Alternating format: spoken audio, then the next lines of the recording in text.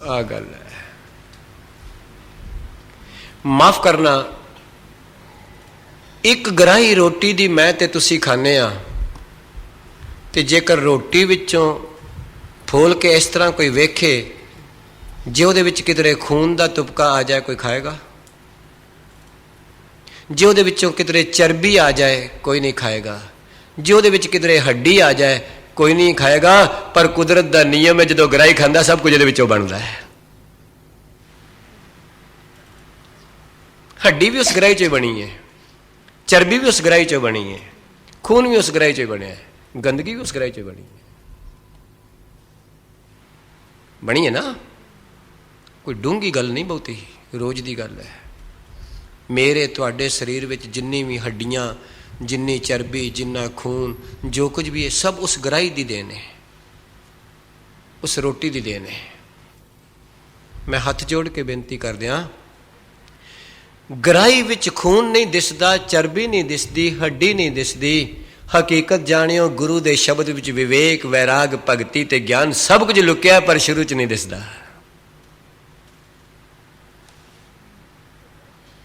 इहदे विचों बनेगा एक दिन। जे तू मिथ्या नहीं रसना परस ये अपना लेगा, हकीकत जानी, एक दिन अंदर वैराग भी बनेगा, विवेक भी बनेगा, भगती भी बनेगी, ज्ञान भी बनेगा, प्रेम भी बनेगा। सवाल ही पैदा नहीं होता ना बने। अवश्य लुकाए हुए ने रब ने, पाए हुए ने दुध विच सारे पदार्थ लुकाए हुए ने परमेश्वर ने, भावें आइसक्रीम है तो भावें बर्फी है, भावें गुलाब जामुन है, भावें दही है, भावें पनीर है, ये लुकाया होया है। ते पातशाह जी कहते ने, जदों मिथ्या रसना नाल ना परस होया, जदों झूठ जुबान ते लगा ही नहीं, जदों अनात्म जुबान ते आया ही नहीं, फिर उहदे मन की अवस्था की होएगी? मन में प्रीत निरंजन दर्श। उहदे मन विच केवल ते प्यार, माया दे त्रै गुण, कालख तो रहत निरंजन। अंजन का मतलब हुंदा कालख। इत्थे वैसे अंजन के अर्थ गुरु ग्रंथ साहिब सुरमा भी है, ज्ञान वास्ते भी आया है, पर इत्थे नहीं। महाराज ने एक जगह आख्या है, ज्ञान अंजन गुर दिया, अज्ञान अंधेर विनाश, हर कृपा ते संत पेटिया, नानक मन प्रगास। उत्थे अंजन का मतलब सुरमा है, सूझ, पर इत्थे निरंजन, कालख तो रहत। गुरु साहब कह रहे ने, बख्शिश कर देने।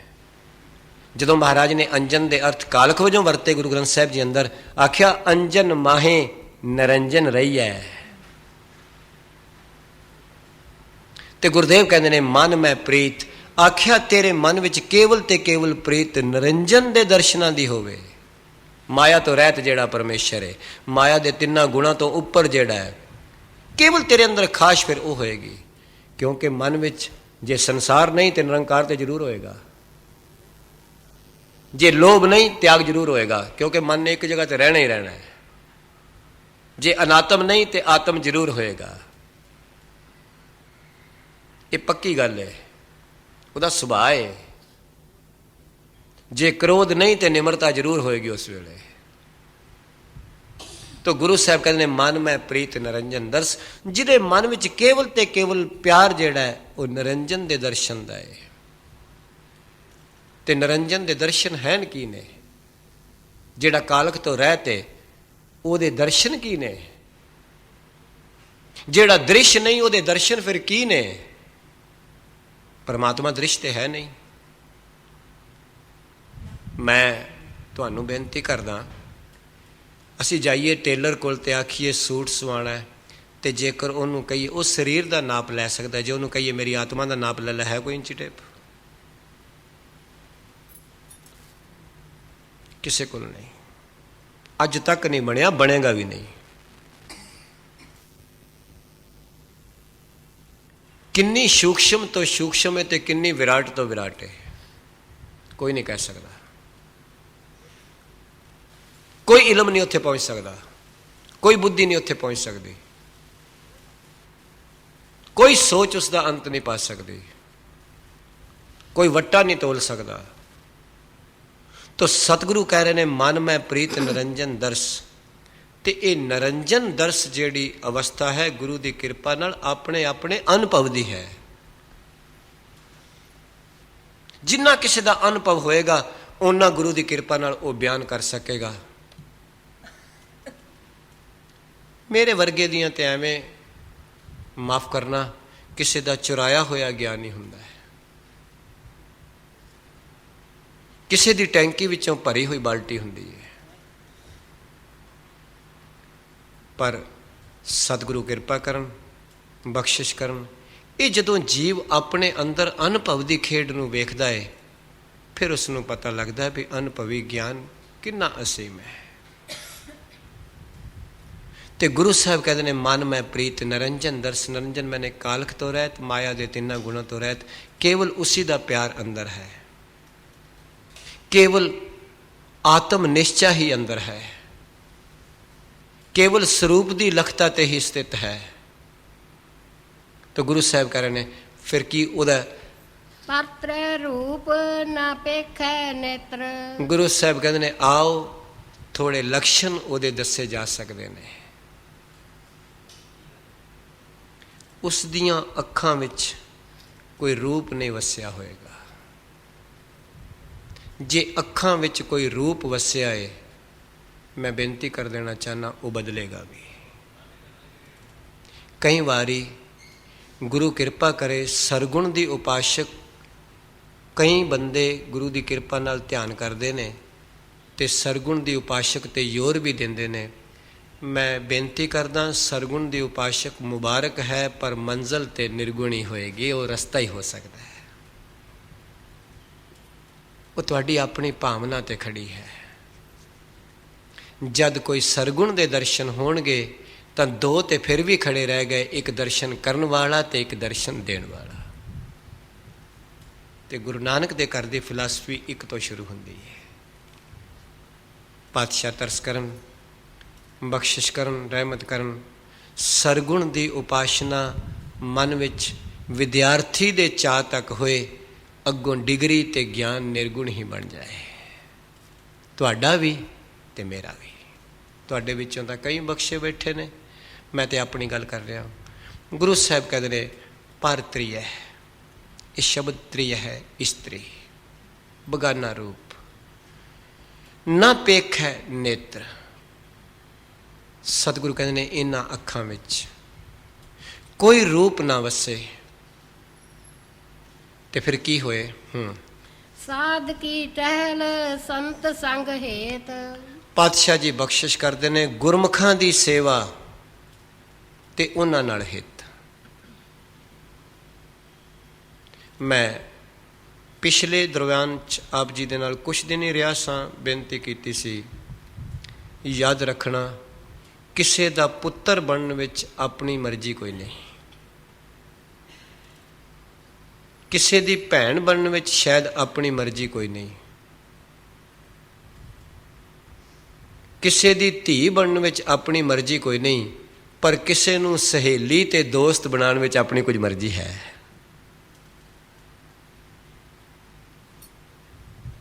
ਇਹ ਫਰਕ ਹੈ। ਜੇਕਰ ਹਰਨਾਕਸ਼ ਨੂੰ ਪ੍ਰਹਲਾਦ ਕੋਲ ਪੁੱਛਿਆ ਜਾਂਦਾ, ਤੂੰ ਹਰਨਾਕਸ਼ ਦੇ ਘਰ ਜਨਮ ਲੈਣਾ, ਕਹਿੰਦਾ ਨਾ, ਇਹੋ ਜਿਹਾ ਪਿਓ ਮੈਨੂੰ ਨਹੀਂ ਚਾਹੀਦਾ, ਮੈਂ ਨਹੀਂ ਜਾਣਾ, ਬਿਲਕੁਲ ਨਾ ਕਰ ਦਿੰਦਾ, ਸਾਫ਼। ਜੇ ਭਵਿਸ਼ਣ ਨੂੰ ਕੋਈ ਪੁੱਛ ਲੈਂਦਾ, ਬਈ ਤੂੰ ਰਾਵਣ ਦੇ ਘਰ ਜਾਣਾ, ਕਹਿੰਦਾ ਇਹੋ ਜਿਹਾ ਭਰਾ ਮੈਨੂੰ ਨਹੀਂ ਚਾਹੀਦਾ। ਬੇਨਤੀ ਕਰਾਂ, ਇਹ ਆਪਣੀ ਮਰਜ਼ੀ ਨਹੀਂ, ਪਰ ਕਿਸੇ ਨੂੰ ਸਹੇਲੀ ਬਣਾਉਣ ਵਿੱਚ ਤੇ ਦੋਸਤ ਬਣਾਉਣ ਵਿੱਚ ਆਪਣੀ ਕੁਝ ਮਰਜ਼ੀ ਹੈ।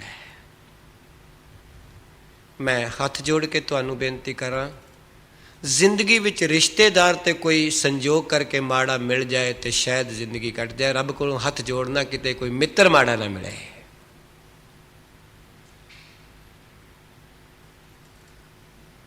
ਮੇਰੇ ਗੁਰਦੇਵ ਦੇ ਬਚਨ ਨੇ, ਮਨਮੁਖ ਸਿਉ ਕਰ ਦੋਸਤੀ, ਸੁਖ ਕੇ ਪੁੱਛੈ ਮਿਤ, ਗੁਰਮੁਖ ਸਿਉ ਕਰ ਦੋਸਤੀ, ਸਤਿਗੁਰ ਸਿਉ ਲਾਏ ਚਿਤ, ਜੰਮਨ ਮਰਨ ਕਾ ਮੂਲ ਕਟਿਐ, ਤਾਂ ਸੁਖ ਹੋਵੀ ਮਿਤ, ਭੁੱਲਿਆ ਆਪ ਸਮਝਾਏ ਸੀ ਜੈ ਕੋ ਨਦਰ ਕਰੇ।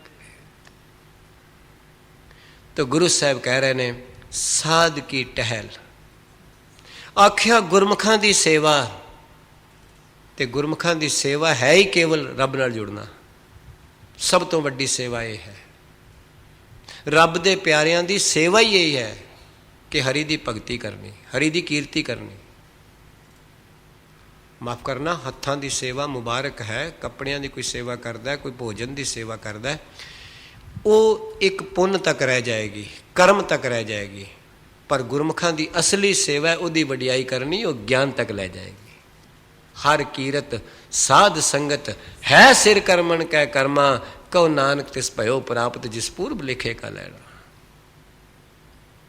ਪਾਤਸ਼ਾਹ ਕਹਿ ਰਹੇ ਨੇ ਸਾਧ ਕੀ ਟਹਿਲ ਸੰਤ ਸੰਗ ਹੇਤ। ਮਹਾਰਾਜ ਕਹਿੰਦੇ ਨੇ ਹਮੇਸ਼ਾ ਗੁਰਮੁਖਾਂ ਦੀ ਸੇਵਾ, ਉਹਨਾਂ ਦੀ ਸੰਗਤ ਤੇ ਉਹਨਾਂ ਨਾਲ ਪਿਆਰ, ਉਹਨਾਂ ਨਾਲ ਮਨ ਦੀ ਸਾਂਝ, ਬੁੱਧੀ ਦੀ ਸਾਂਝ, ਵਿਚਾਰਾਂ ਦੀ ਸਾਂਝ, ਇਹ ਕਰਨੀ। ਹਾਂਜੀ, ਕਰਨ ਨਾ ਸੁਨੈ ਕਾਹੂ ਕੀ ਨਿੰਦਾ। ਯਾਦ ਰੱਖਣਾ, ਮੇਰੇ ਸਤਿਗੁਰੂ ਨੇ ਕਿਰਪਾ ਕੀਤੀ ਏ, ਬਖਸ਼ਿਸ਼ ਕੀਤੀ ਏ। ਇੱਕ ਇੱਕ ਪੰਕਤੀ ਵਿੱਚ ਕੁਝ ਇਲਾਜ ਦਿੱਤਾ ਹੈ ਤੇ ਨਾਲ ਇੱਕ ਇੱਕ ਪੰਕਤੀ ਵਿੱਚ ਕੁਝ ਪਰਹੇਜ਼ ਦਿੱਤਾ ਹੈ। ਕਈ ਵਾਰੀ ਬੰਦਾ ਦਵਾਈ ਖਾਂਦਾ ਹੈ ਤੇ ਪਰਹੇਜ਼ ਨਹੀਂ ਕਰਦਾ।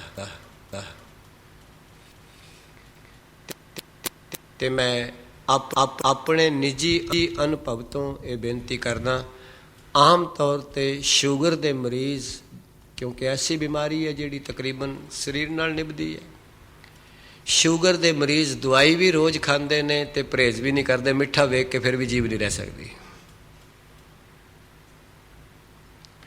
ਤੇ ਸਾਡੇ ਲੋਕਾਂ ਦਾ ਇਹ ਹੈ, ਗੁਰੂ ਪਰਹੇਜ਼ ਦਾ ਉਪਦੇਸ਼ ਕਰਦਾ ਹੈ, ਸਤਸੰਗਤ ਵਿੱਚ ਮਨ ਬਾਹਰ ਨਿਕਲਦਾ, ਪਰਹੇਜ਼ ਛੱਡ ਦਿੰਦਾ ਹੈ। ਹੋਰ ਕੋਈ ਬਾਹਰ ਨਿਕਲਦਾ, ਪਰਹੇਜ਼ ਛੱਡ ਦਿੰਦਾ ਹੈ। ਜਦੋਂ ਮਨ ਨੇ ਪਰਹੇਜ਼ ਛੱਡਿਆ, ਤਨ ਤੇ ਉਹਦਾ ਅਸਰ ਪੈ ਜਾਂਦਾ ਹੈ।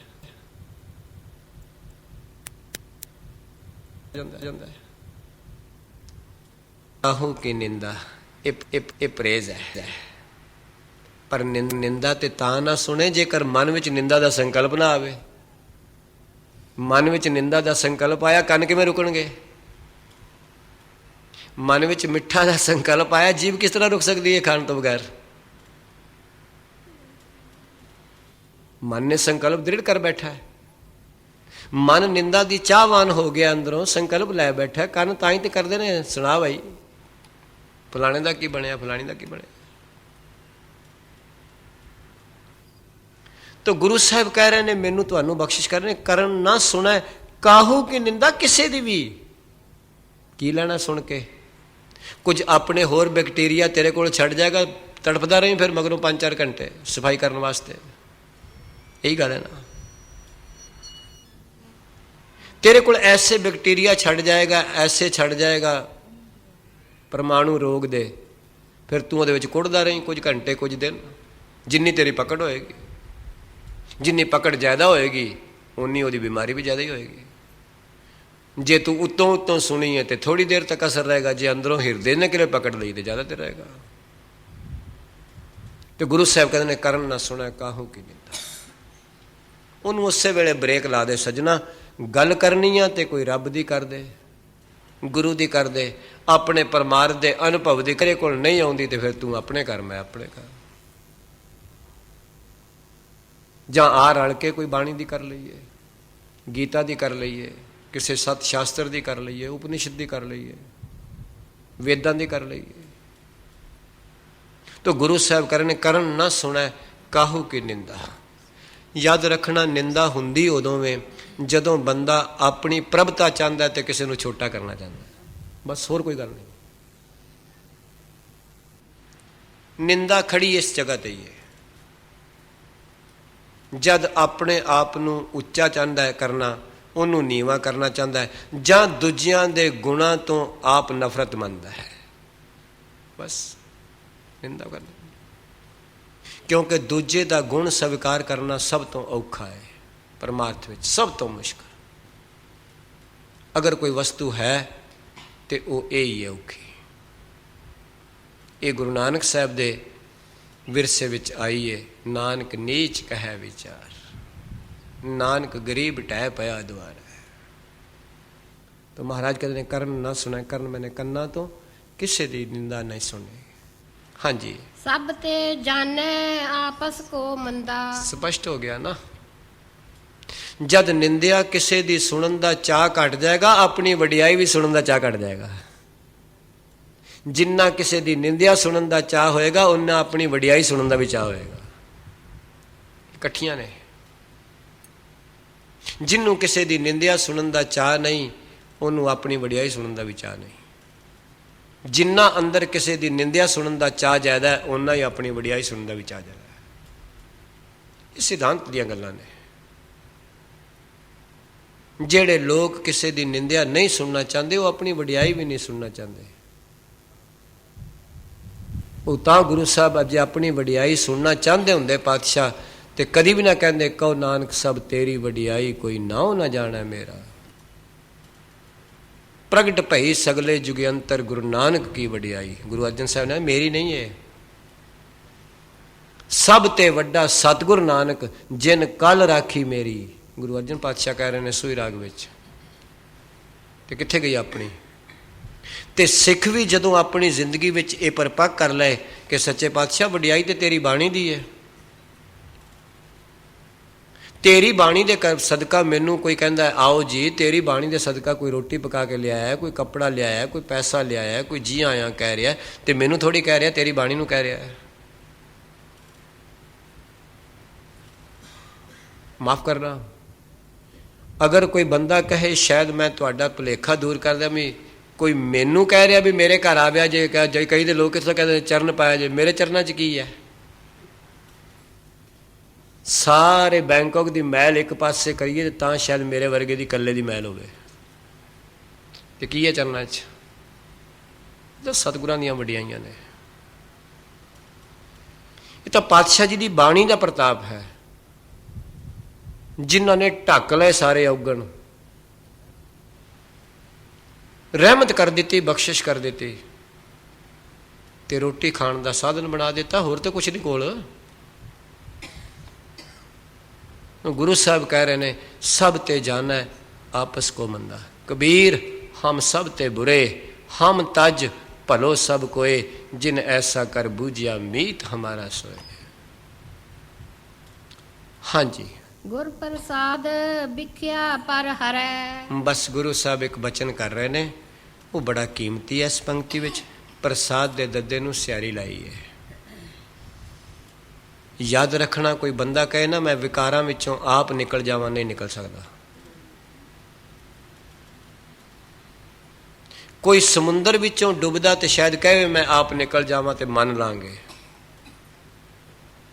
कोई बलदी अग विचों बच के निकल जाए, कोई कह सकता मैं अपनी मेहनत नाल, यतन नाल, पुरुषार्थ नाल, अकल नाल निकल गया ते मान लांगे।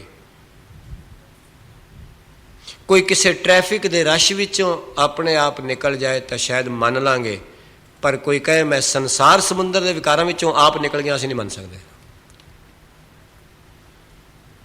कोई कहे मैं तृष्णा रूपी संसार की अग विचों आप निकल गया, नहीं मन्निया जा सकता। कोई कहे मैं भरमां की भीड़ विचों आप निकल गया, नहीं मन्निया जा सकता। भरमां ते वहमां दे रश विचों आप नहीं निकलिया जा सकता। ये मैं आप जी नूं बेनती करदा, संसार के दुखों ते चिंतावां विचों आप नहीं निकलिया जा सकता। गुर किरपा जे नर को कीनी ते जुगत पछाणी, गुरुदेव कह रहे हैं। गुर प्रसाद, प्रसाद दे दद्दे नूं सियारी है गुरु की कृपा द्वारा। गुरु अर्जन साहब कहते हैं गुरु रामदास साहब की कृपा नाल मैं निकलिया, तुसीं भी निकलोगे, गुरु की कृपा नाल ही निकलोगे। गुर प्रसाद बिख्या पर हरै। पर हरै का मतलब होंदा दूर हटा देना, विषय विकारां नूं परे हटा देना, परे कर देना। तां ही ते गुरु ग्रंथ साहब की वो जिहड़ी पंजवीं पौड़ी है जप बाणी दी, दुख पर हर सुख कर लै जाए। नहीं तो आम तौर पर पुरानियां माइयां ही पढ़दियां सन, दुख पर हर सुख कर लै जाए। पर वह जो तुहाडी असीस नाल मेरी तुच्छ बुद्धि विच आया उच्चारण, दुख पर हर परे हट जाना, सुख कर लै जाए। तो महाराज कहते गुर प्रसाद बिख्या पर हर है। महाराज कहते गुरु की कृपा नाल, गुरु की कृपा तो बगैर विषय विकार पिछे नहीं हट सकते, सवाल ही पैदा नहीं होंदा। इन्नियां ऑब्सटेकल्स बन बन के सामने आउंदे ने, ਇਹ ਤਾਂ ਕੇਵਲ ਇੱਕ ਗੁਰੂ ਦੀ ਕਿਰਪਾ ਹੀ ਹੈ ਜਿਹੜੀ ਉਹਨਾਂ ਨੂੰ ਪਰੇ ਹਟਾ ਦੇਵੇ। ਗੁਰੂ ਦੀ ਕਿਰਪਾ ਹੀ ਉਹਨਾਂ ਵਿੱਚੋਂ ਕੋਈ ਰਸਤਾ ਬਣਾ ਦੇਵੇ ਤੇ ਮੰਜ਼ਿਲ ਦੇ ਦੇਵੇ। ਤਾਂ ਮਹਾਰਾਜ ਕਹਿੰਦੇ ਨੇ ਗੁਰ ਪ੍ਰਸਾਦ ਵਿਖਿਆ ਪਰ ਹਰੈ। ਹਾਂਜੀ, ਮਨ ਕੀ ਬਾਸਨਾ ਮਨ ਤੇ ਟਰੈ। ਮਹਾਰਾਜ ਕਹਿੰਦੇ ਨੇ ਬਾਸ਼ਨਾ ਦਾ ਮਤਲਬ ਹੁੰਦਾ ਸੰਕਲਪ, ਇੱਛਾਵਾਂ। ਮਨ ਕੀ ਬਾਸ਼ਨਾ ਮਨ ਤੇ ਟਰੈ। ਸੰਕਲਪ ਉੱਠਿਆ ਵੀ ਮਨ ਤੋਂ ਵੇ, ਖਤਮ ਵੀ ਮਨ ਤੋਂ ਹੀ ਹੋਣਾ ਹੈ।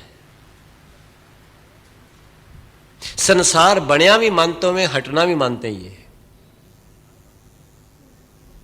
ਸੰਸਾਰ ਮਨ ਤੋਂ ਹੀ ਬਣਿਆ ਨਾ, ਹੋਰ ਕਿਤੋਂ ਬਣਿਆ ਹੈ?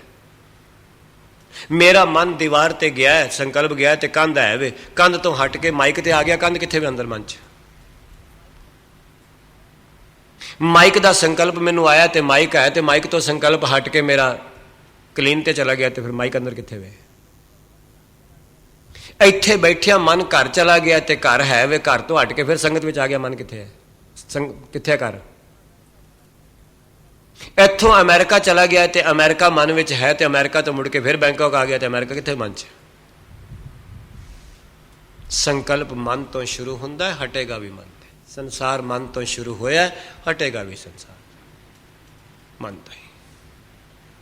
ਪਹਿਲਾਂ ਮਨ ਨੇ ਘਾੜਤ ਘੜੀ, ਬੁੱਧੀ ਨੇ ਉਸ ਦੀ ਗਵਾਹੀ ਭਰੀ। ਜਿਸ ਤਰ੍ਹਾਂ ਦੀ ਬੁੱਧੀ ਨੇ ਗਵਾਹੀ ਭਰੀ, ਉਹ ਜਿਹਾ ਕਰਮ ਬਣ ਗਿਆ।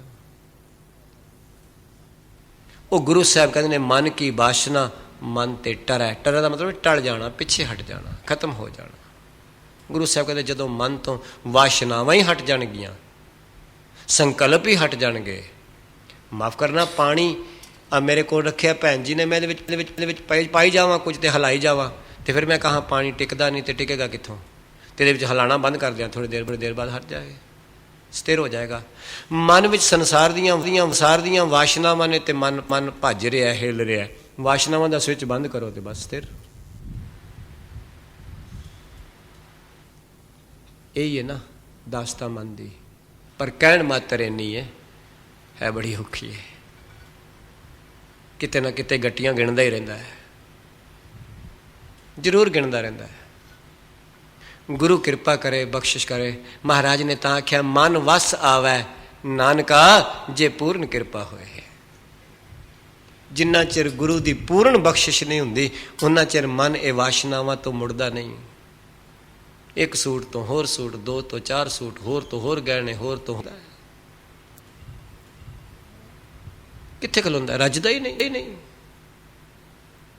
ਇੱਕ ਭੋਗ ਭੋਗਦਾ, ਦੂਸਰਾ ਹੋਰ ਖੜਾ, ਦੂਸਰਾ ਭੋਗ ਗਿਆ, ਤੀਸਰਾ ਖੜਾ, ਤੀਸਰਾ ਤੇ ਚੌਥਾ ਖੜਾ।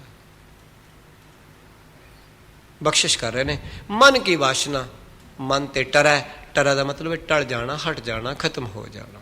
ਹਾਂਜੀ, ਇੰਦਰੀ ਜਿਤ ਪੰਚ ਦੋਖ ਤੇ ਰਹਿਤ, ਦੋਖ ਤੇ ਰਹਿਤ, ਦੋਖ ਤੇ ਰਹਿਤ।